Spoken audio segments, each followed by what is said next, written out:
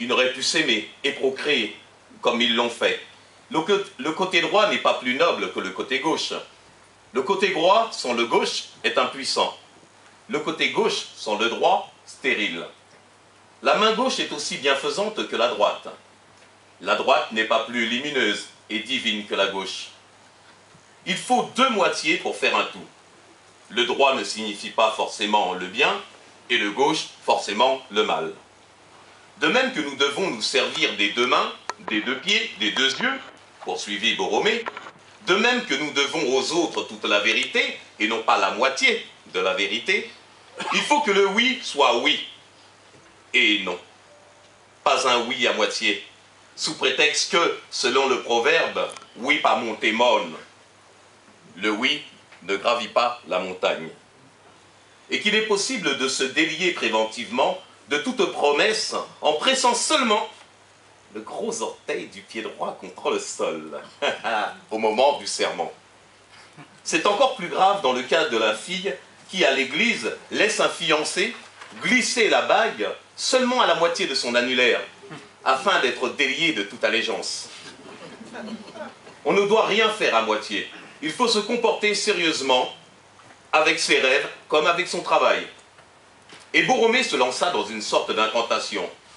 Gaucher des mains, gaucher des pieds, gaucher de l'œil et de l'oreille, droitier des mains, droitier des pieds, droitier de l'œil et de l'oreille.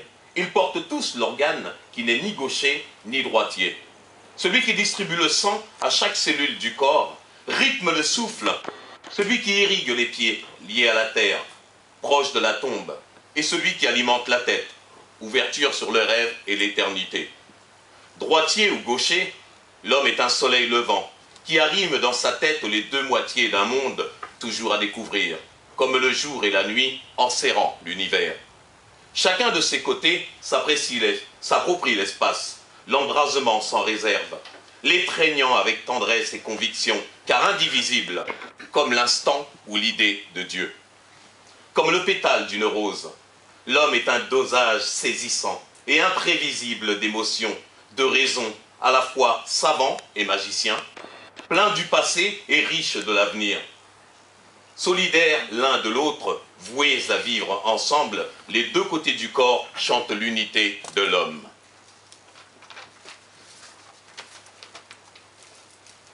Maintenant, la parole prisonnière. En quittant Ernest, après l'anniversaire de Brice, Didier éprouva le besoin d'être seul. Il regagna son bureau spacieux, orienté vers l'est, s'assit lourdement devant sa table de travail et ferma un instant les yeux. À cet instant, il respectait l'absence d'un frère ou d'un ami.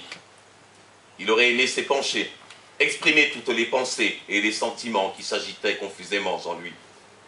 Alain était trop jeune pour le comprendre, vraiment. Et Gladys trop fragile et trop égoïste pour partager ses états d'âme.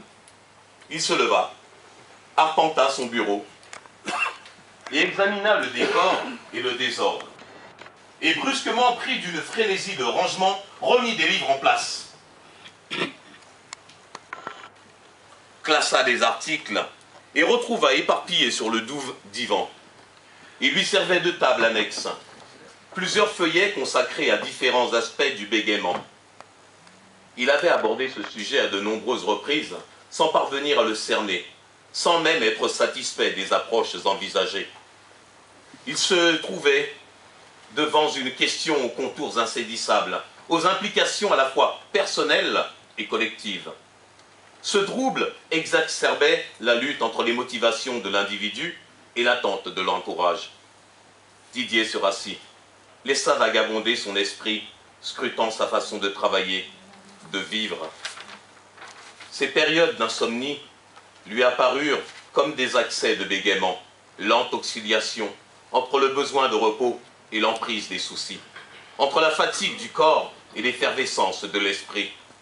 Les phénomènes physiologiques traduisaient, selon lui, un vrai bégaiement entre la joie d'exister et la peur de la mort, entre la peur d'exister et celle de mourir.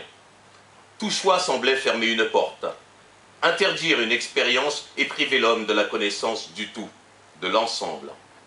Voilà pourquoi, pensait-il, l'harmonie restera toujours un idéal inaccessible. L'accord total suppose fusion de l'esprit et de la chair, du naturel et du sacré. Et l'homme ne peut être que d'un côté ou de l'autre. Il est condamné à passer sa vie à bégayer, entre telle et telle position. Et soudain, aux yeux de Didier, tout bégayait dans l'univers. Les étoiles, les rayons de soleil, les nuages, les murmures. Des feuilles dans la solitude de la campagne reflétaient, matérialisaient l'hésitation foncière de la nature entre l'ombre et la lumière, le silence et le bruit. Son propre corps, aspirant et expirant l'air, en cadence, illustrait le va-et-vient vers la plénitude ou le vide, et la vie lui laissait l'impression d'un balancement rythmé, comme si le doute constituait l'essence de la condition humaine. Il alluma une cigarette, caressa sa moustache, se dirigea vers la fenêtre. Mais la nuit avait transformé la banlieue si contrastée en une masse uniforme, voire hostile. L'excès d'obscurité détruisait l'équilibre, créait un état de panique, comme la pression d'une ambiance malveillante empêche l'éclosion spontanée de la parole. Il baissa les stores et regagna sa table. Il se remémorait la fin de la journée. Brice jouant du violon, le mouvement de l'archet sur la corde suggérait une sorte de flux et de reflux qui se substituait à l'inquiétude de la parole prisonnière.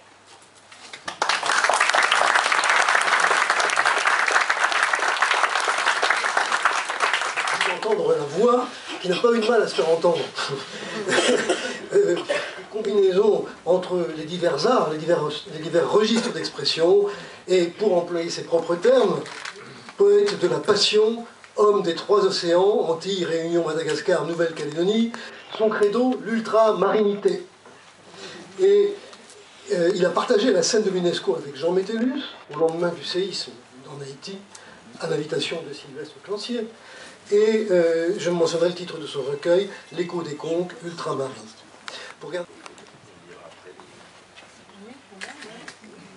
Et nous dansons de halte en halte, migrants phosphorescents, impatients, en quête de signes et de prodiges.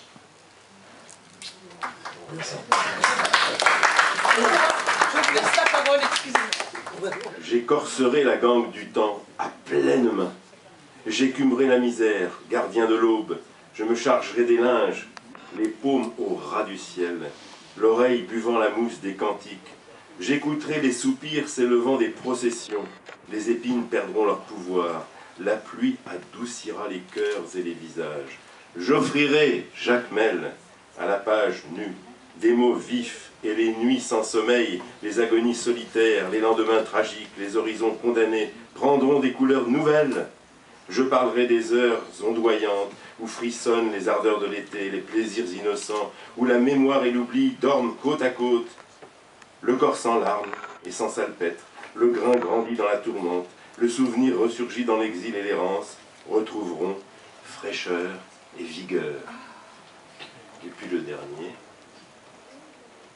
Honneur, Jacmel, à tes enfants multiples, à la voix grave et caressante, au cœur trempé d'aurore, charriant torrent de larmes et gerbes d'énergie, gestes de victoire et rêves colorés, mêlant les armes sensuelles de l'appétit au courage sobre de la persévérance.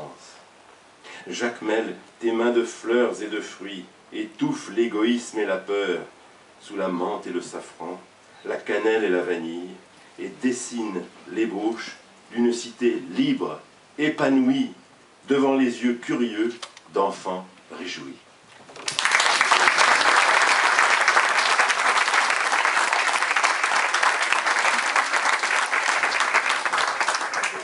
À la FNAC et partout sur... Il n'y a pas de double. Partout sur Il n'y a Internet. pas de double. Comment s'appelle ton livre? Comment s'appelle ton livre? Le livre, c'est L'écho des contes ultramarines. Ce que vous avez lu, c'était tellement beau. C'est très beau, hein? Oui, c'était ce qu'il parlait, la mémoire en partage, et puis qui parlait justement des personnes qui avaient des problèmes de bégaiement et dont il a fait un roman avec la poétique de... Il n'y a pas de... C'est dommage.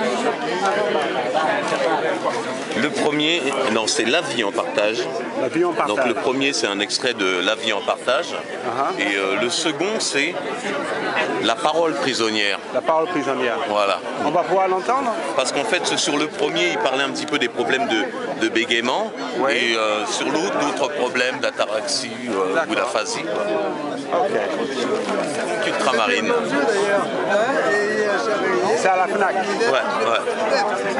À la FNAC ou sur n'importe quel lieu sur Internet, en fait, il est un peu partout, quoi. D'accord. Ok, super. Yes. Mais toi, tu chantes tout le temps. Tout le temps. Oui. Sur la braise de la mémoire. Là, par contre, je serais parti. Parce qu'il a une rythme. Voilà. Et alors, c'est la première fois que j'entends une voix comme ça qui ressemblait à mon mari. Parce qu'il n'avait pas besoin de micro non plus.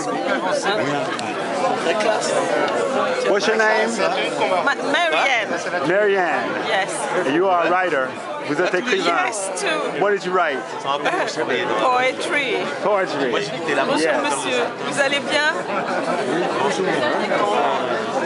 Je trouve un sponsor, donc je vais voir où Air France ou je sais pas trop quoi, mais il faut que je trouve un sponsor et après l'émission me permettra de lire des ouvrages, mais des romans. Ah oui, ça c'est intéressant, oui. Et j'ai dit, un peu comme ils font au bout de la nuit.